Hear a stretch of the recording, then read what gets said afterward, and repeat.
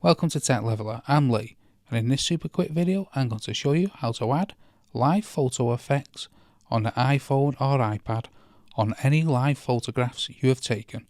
So the first thing you want to do is open up the Photos application, and if you can't find your live photos within all your photos, you want to press on the album here at the bottom, then press it again and then scroll all the way down to the live photos section here. This will make finding live photos much easier. So once you've found the live photo you want to change, you can press it here, let's say this one here, and then once the photograph's up, you'll see live in the top left hand corner here. What you want to do is you want to press that, and this drop down menu will appear, and then you can select between just live, loop, bounce, long exposure, or live off. So we'll have a look at loop.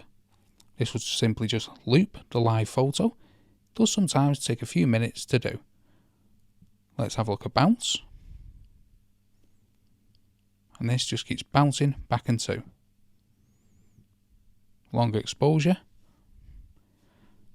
Not very good for this photo. Or live off. So that's how to add live photo effects on the iPhone or iPad on live photographs. Hope you found that video helpful. If you did, smash the like, smash the subscribe, and most of all, thanks so much for watching.